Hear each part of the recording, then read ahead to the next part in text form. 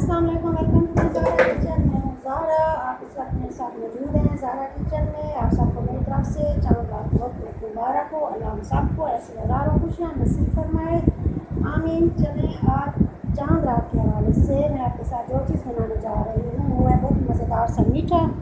वैसे ईद के रोज़ सेवियाँ तो हर कोई बनाते हैं, लेकिन इस दफ़ा अगर हम सेवियों के साथ ये मीठा भी शामिल कर लें तो हमारी ईद की खुशियाँ और भी दोबारा हो जाएंगी।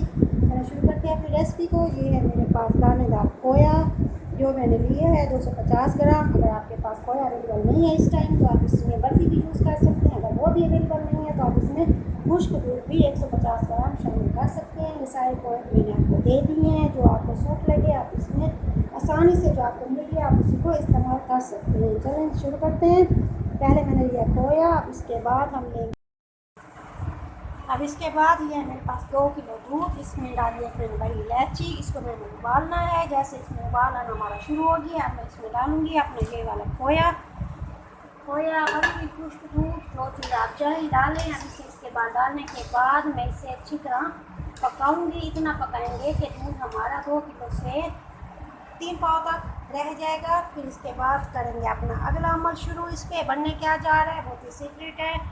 एक एक पॉइंट बहुत गौर से देखिएगा और मेरी रेसिपी को एंड तक इंजॉय कीजिएगा, ताकि एंड में आपको पता चल सके कि हमने बनाया क्या था।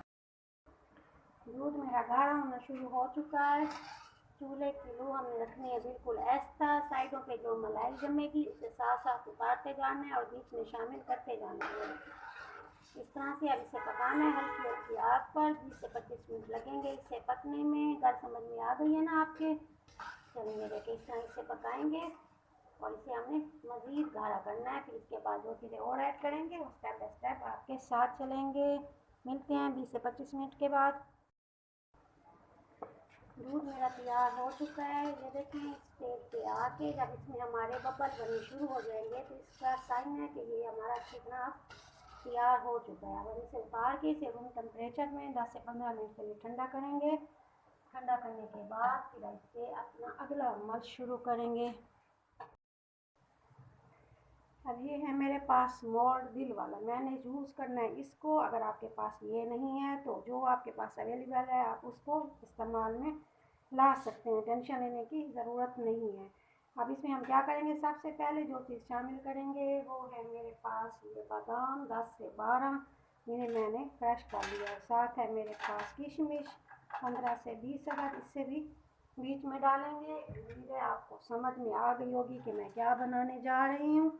अब तो लाजमी आपकी समझ में बात आ गई होगी कि हमारे किचन में क्या बनने जा रहा है। जी हाँ, हमारे किचन में बनने जा रहा है मज़ेदार खोए वाली आइसक्रीम। बादाम किशमिश और खोए के साथ बनाई जाने वाली आइसक्रीम जो हम बहुत मज़े से बाहर से लेकर खाते हैं, आज हम उसे बना रहे हैं अपने ही किचन में अपने ही हाथ से। बहुत ही मज़ेदार सी खीर बना के उसके बाद हमने बनानी है उसकी आइसक्रीम।